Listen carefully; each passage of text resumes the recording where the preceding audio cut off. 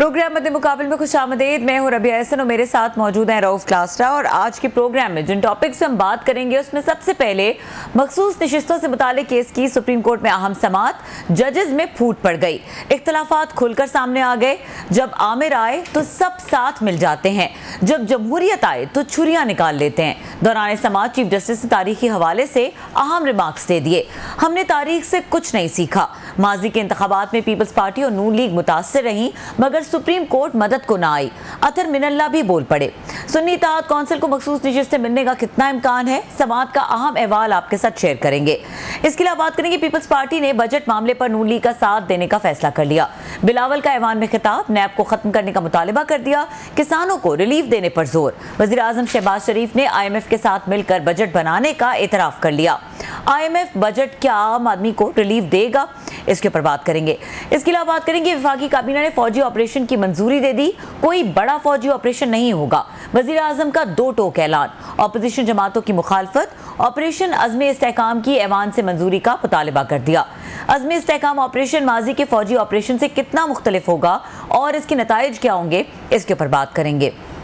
इसके अलावा बात करेंगे चौधरी परवेज इलाही ने डील और ढील की बातें मुस्तरद कर दी। बानी PTI के साथ खड़े रहने का ऐलान, PTI की जल्द इक़्तिदार में आने की पेशन गोई। ये तमाम तो टॉपिक्स हैं जो आज के प्रोग्राम में शामिल करेंगे। और डिस्कशन के लिए हमें ज्वाइन किया है साबिक जज और सीनियर कानूनदान शाह खावर साहब ने, उनको वेलकम करेंगे। अस्सलाम वालेकुम शाह खावर साहब। वालेकुम अस्सलाम। शाह खावर साहब, बहुत शुक्रिया आपने हमें ज्वाइन किया।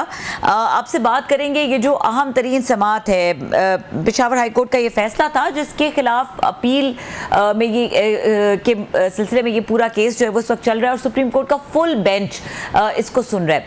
अब ये जो जजेस के रिमार्क्स हैं, जिस तरह मैंने कुछ इंट्रो में भी जिक्र किया, कुछ तारीखी हवाले दिए गए, चीफ जस्टिस ने कुछ बहुत डायरेक्ट रिमार्क्स दिए, इन रिमार्क्स के तनाजुर में कैसे देख रहे हैं मामला को आगे बढ़ता हुआ?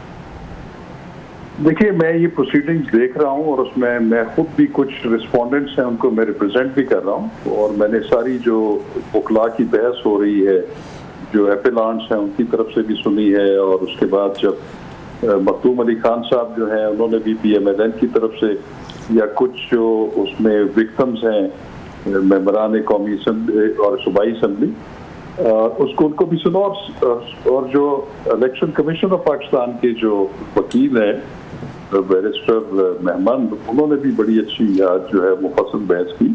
लेकिन उसमें जो मैं समझता हूँ कि जो अफसोसनाक जो अमल है या पहलू है वो ये है कि बेंच के अंदर जो मेंबरान हैं मुअज़्ज़ज़ जज साहिबान, उनकी आपस में नोक झोंक और एक दूसरे के खिलाफ जो है रिमार्क्स डायरेक्ट भी जो है मैं समझता हूँ कि आज दिए गए, वो नहीं मैं समझता कि वो जो हमारी आला अदलिया है और सुप्रीम कोर्ट ऑफ पाकिस्तान है और वो उसकी लाइव टेलीकास्ट भी हो रही होती, लोग भी देख रहे होते हैं, तो वो मैं नहीं समझता कि कोई अच्छा तासुर कायम करते हैं हमारी एपेक्स कोर्ट के बारे में। और ये भी जो एक ट्रेंड चल पड़ा है, मैं बड़ा अफसोसनाक है मेरे लिए बड़ा। और जितने भी हम जो लॉयर्स हैं इतने अरसे से प्रैक्टिस कर रहे हैं सुप्रीम कोर्ट ऑफ पाकिस्तान में, हाई कोर्ट्स में भी, हमने देखा है कि ये जो जज साहिबान हैं वो गैर जरूरी गुफ्तगू भी फरमाते हैं समात के दौरान और कुछ ऐसी गुफ्तगू भी करते हैं जिसमें बड़ी पजीराई मिलती है प्रिंट मीडिया में भी और इलेक्ट्रॉनिक मीडिया में भी, और लोग वीलॉग्स में भी उसका जिक्र करते हैं और सोशल मीडिया पे भी आता है। तो मैं नहीं समझता कि ये कोई इतना एक सेहतमंद रुझान है हमारी अदलिया के लिए। हमने देखा है कि हम जितने भी मुल्कों में मैं गया हूँ इधर उधर, और वहाँ की मैं अदलिया और वहाँ पे अदालतों में भी मेरी हाजिरी मैं इसलिए देखने के लिए कि कंपैरिजन करूँ कि हमारा जुडिशल सिस्टम क्या है या उनका क्या तरीक़ाकार है। मैंने नहीं देखा कि कोई जज साहिबान वहाँ पे भी हाई कोर्ट्स में, सुप्रीम कोर्ट में या ऑर्डिनरी कोर्ट्स में इतनी ज़्यादा गुफ्तगू करते थे। आज हमने देखा कि जो एपिलांट्स के वकील थे उनकी भी बहस के दौरान बेंच के मुअज़्ज़ज़ मेंबरान बार बार उनको इंटरप्ट करते हैं, उनको अपने आर्गूमेंट्स के दौरान मुख्तलिफ सवालात शुरू कर देते हैं। ये 13 रुकनी बेंच है और उसमें मेरे ख्याल है कोई 3-4 जज साहिबान ऐसे हैं जो कि कम सवालात करते हैं, बाकी जो है वो सवालात की भरमार करते हैं और वकला जो अपने आर्गूमेंट फॉर्मुलेट किए होते हैं वो भी भूल जाते हैं, उसमें भी कंफ्यूजन हो जाता है।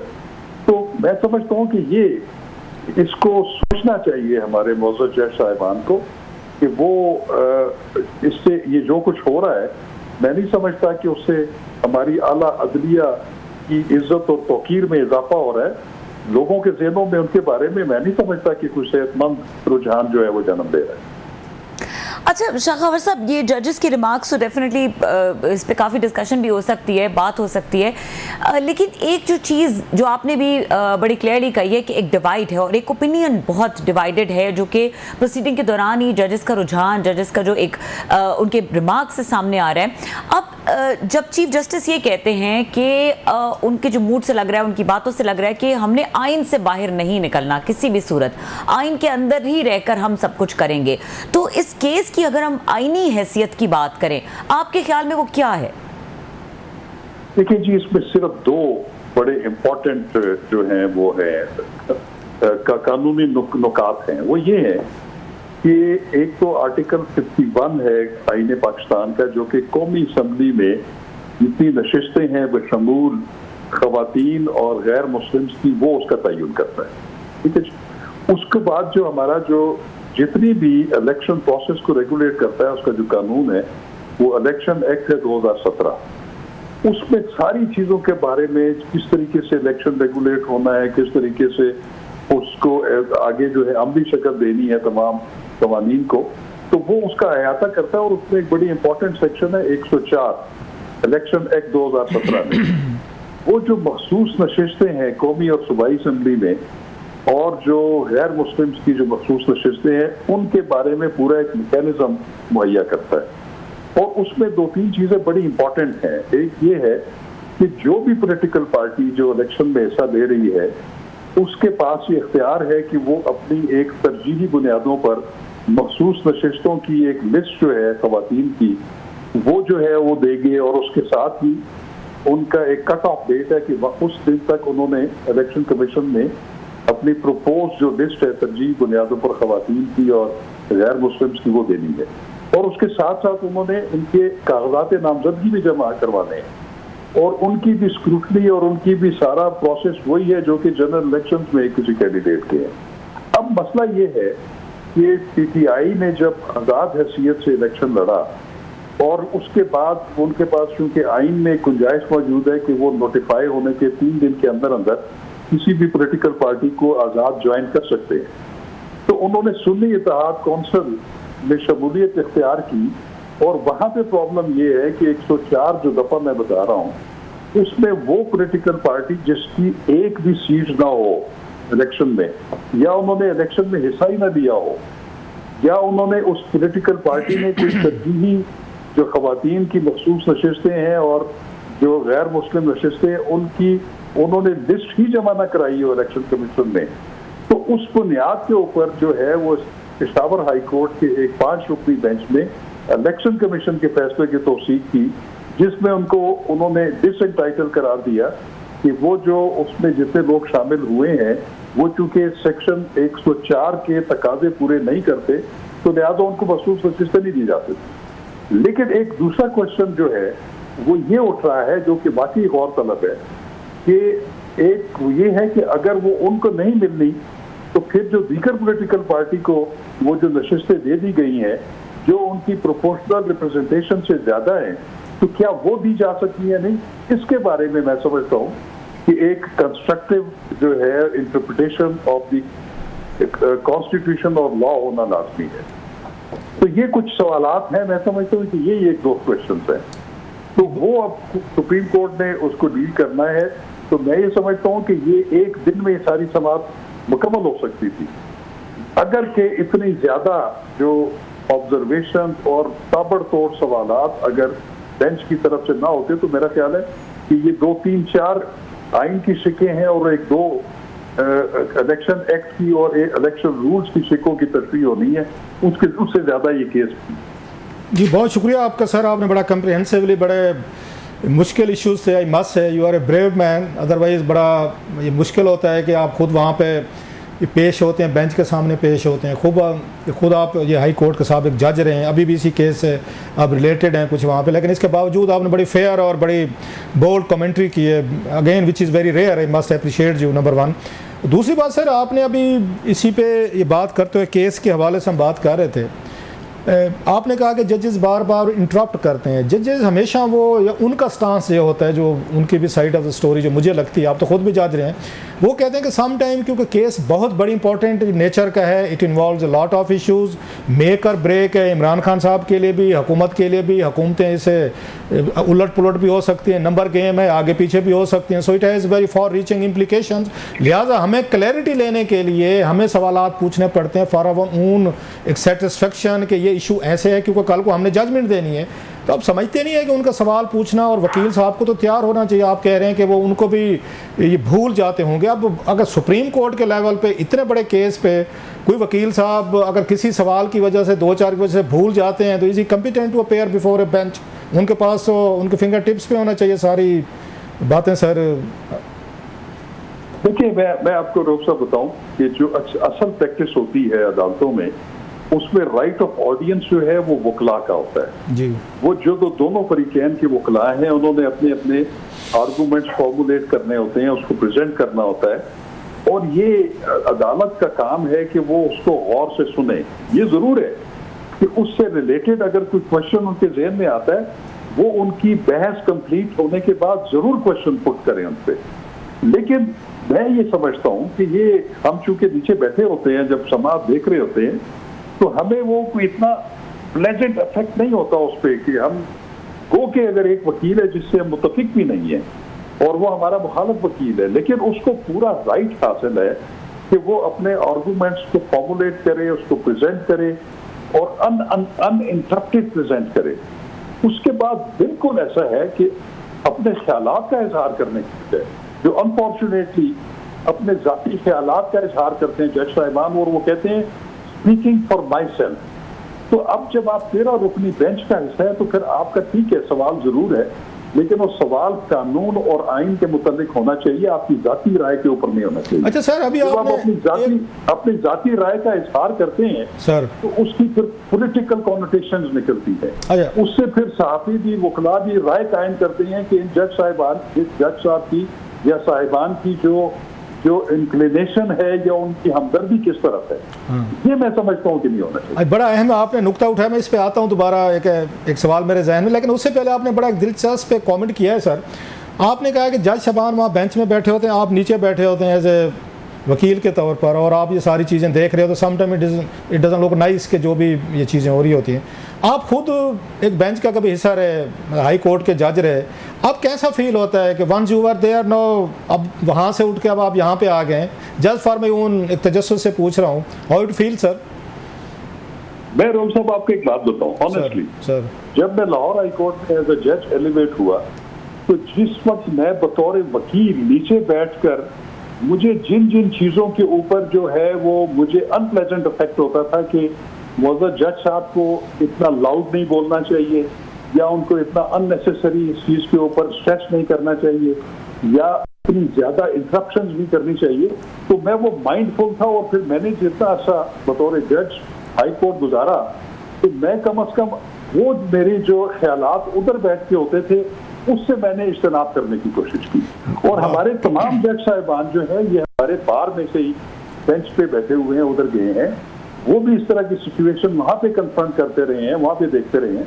तो मैं ये समझता हूँ कि अपने बतौर वकील तजुर्बात और उस वक्त उनका जो एक व्यू पॉइंट होता है कि वो बेंच से क्या एक्सपेक्ट करते हैं, वो जब वो बेंच में एलिवेट हो जाते हैं, तो उनको उन चीज़ों से इज्तनाब करना। आप किस बात से ना मुझे अपने घर की मुझे अम्मा याद आ गई कि हमें वो ना बाज़ मैनर सिखाने के लिए ना, तो वो हकीम लुकमान का हमें कोट करते थे। I don't know how true it is कि हकीम लुकमान से किसी ने पूछा इतना अदब आपने कहाँ से सीखा, तो जवाब में कहते थे कि जनाब बेअदबों से, कि जो मुझे बेअदब लोगों में बातें अच्छी नहीं लगती थी वो मैंने अपने अंदर से ख़त्म की। ये मेरी अम्मा मुझे कहती होती थी, सो दैट्स द रीज़न कि वो हमें सिखाने के लिए कि ये चीज़ें नहीं करनी होती। तो मुझे आपकी बात से तो वो बात याद आ गई कि आपने भी जज साहबान से सीखा कि अगर मैं जज बनूँ तो मैंने कौन कौन से सवालात, कौन कौन सी चीज़ें इरिटेशन नहीं करनी। खैर, no coming next question sir, आपने भी कहा कि वाह वाह के लिए, बल्ले बल्ले के लिए बाज़ दफ़ा कमेंट्स किए जाते हैं। सो इट मीन्स कि जो हमारे यहाँ मतलब मीडिया के लोग करते हैं, यूट्यूबर्स करते हैं, पॉलिटिशियंस करते हैं कि हमें तो वाह वाह बल्ले बल्ले चाहिए, हमें रेटिंग चाहिए, हमें व्यूज़ चाहिए, हमें उससे पैसे चाहिए,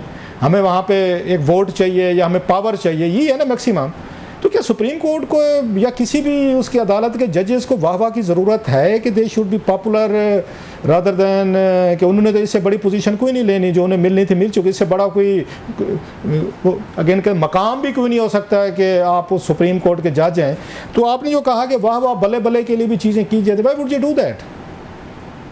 मैं ये समझता हूँ, देखें जी, कि किसी भी मुअज़्ज़ज़ जज साहिबान से वो जिला अदालतों के जज साहिबान हों या सुपीरियर जुडिशरी के जो हमारे जज साहिबान हैं, मेरा ख्याल है कि उधर हीरोइज्म या पॉपुलरिज्म की कोई गुंजाइश नहीं, क्योंकि जज ने फैसला करना होता है, चाहे वो लोअर कोर्ट का जज हो, सुपीरियर कोर्ट का जज हो, उन्होंने ये देखना है कि उनके सामने क्या केस है, उसमें क्या शहादत है, उसमें क्या मटीरियल है।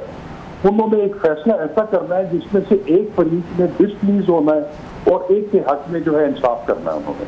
तो इसलिए वहां पे जो आप फेवरेटिज्म या फेवरेटिज्म तो खैर नहीं मुनासिब लफ्ज़, पॉपुलरिज्म की कोई गुंजाइश वहां पे नहीं है।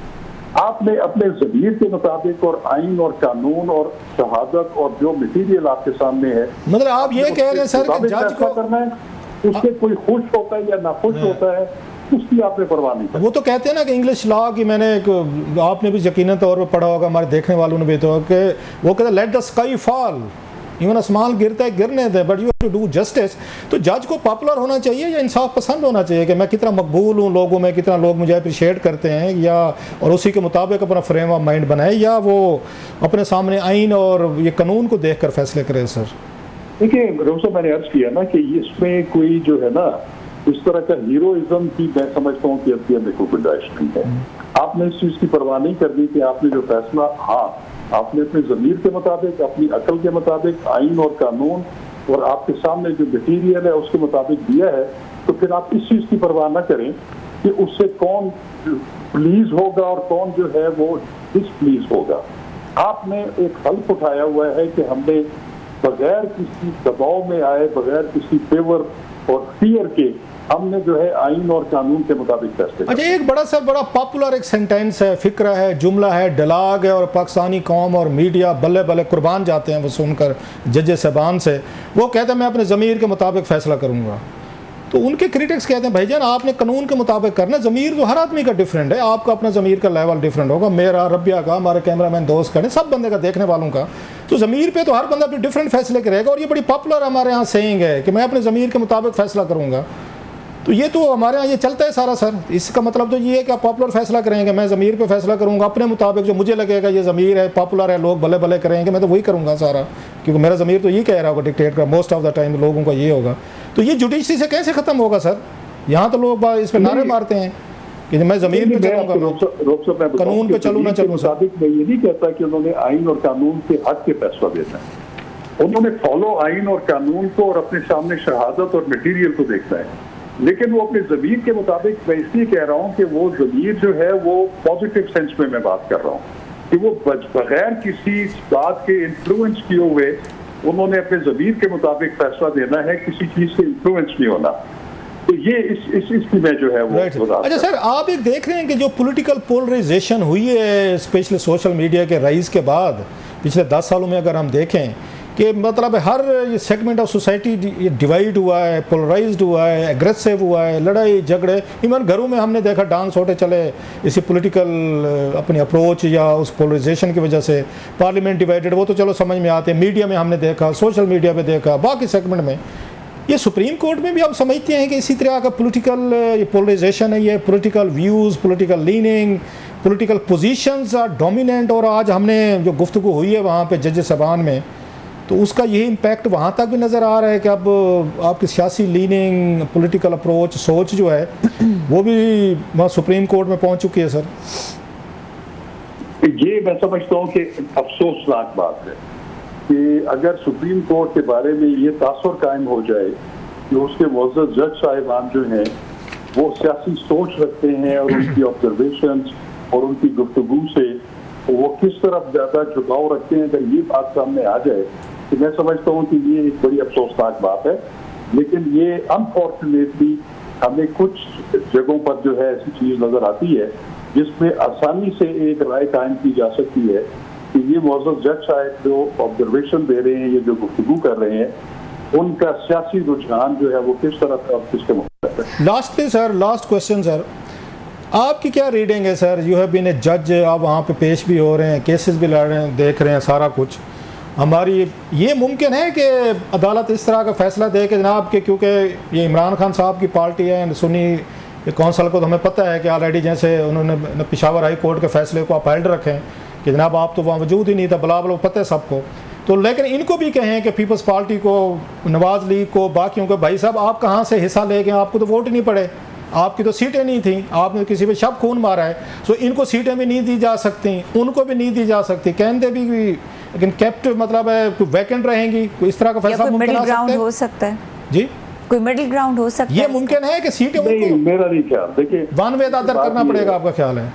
देखिए, मैं आपको एक बात बताऊं, यही तो एक कंटेंशियस इशू उधर जो है जिस पे बहस हो रही है। एक तो हमें लगता ये है कि जो सुन्नी इत्तेहाद, वो जो सुन्नी तहरीक है जो भी है, उनके जो आइन और कानून के मुताबिक देखें तो बहुत सारे जज साहिबान ने आज ये ऑब्जर्वेशन दी कि चले हम मान लेते हैं कि वो एलिजिबल नहीं थे ये सीटें लेने के मखसूस, लेकिन जो दूसरे पॉलिटिकल पार्टीज को वो भी नहीं थे, प्रमोशन, वो भी प्रोपोर्शन से ज्यादा अगर जो सीटें दी गई तो वो किस कानून के तहत दी गई, ये एक क्वेश्चन है, क्योंकि इसके बारे में आइन और कानून जो है वो साइलेंट है और उसी ही की जो तशरीह जो है वो सुप्रीम कोर्ट ने कर दी है। लेकिन मैं समझता हूँ कि जहाँ पे अगर कोई ऐसी तशरीह करें जिससे एक री राइटिंग ऑफ द कॉन्स्टिट्यूशन का तासर सामने आए, तो उससे मैं समझता हूँ कि बेहतर है कि वो इस अमर को कि ये सीटें किसके पास जानी चाहिए, ये मामला वो फिर पार्लियामेंट के भी हवाले कर सकते हैं और उन पे छोड़ सकते हैं कि वो इस पे जो इलेक्शन के कवानीन है उसमें इस सूरत हाल को देखते हुए, क्योंकि ये केस ऑफ फर्स्ट इम्प्रेशन है, इसके बारे में मुनासिब जो है वो पार्लियामेंट अपना विज़डम इस्तेमाल करे और उसमें मुनासिब तरमीम कर दे। चलें सर, बड़ी मेहरबानी, बहुत शुक्रिया सर, बड़ी बोल्ड एंड ब्रेव गुफ्तगू की आपने sir, grateful sir, thank you. बहुत शुक्रिया। शाह खबर साहब हमारे साथ एक्सक्लूसिव गुफ्तगू कर रहे थे और यहाँ पे वक्त हुआ ब्रेक का। ब्रेक के बाद बात करेंगे बिलावल भुट्टो की, जिन्होंने आज कौमी असम्बली में तकरीर की और उनकी तकरीर के जो अहम पॉइंट्स थे उसमें से कुछ पॉइंट्स हैं जो एक्चुअली डिस्कसेबल हैं। एक तो नज़र आया कि उन्होंने हिमायत कर दी, उन्होंने कहा बजट पे कुछ तहफ़्फ़ुज़ात थे लेकिन इसके बावजूद जो एक तासुर था वो ख़त्म हो गया। और किसानों के हवाले से उन्होंने क्या बात की और इसके अलावा नैब के हवाले से उन्होंने क्या किया, उसके ऊपर बात करेंगे। ब्रेक के बाद हमारे साथ रहिए।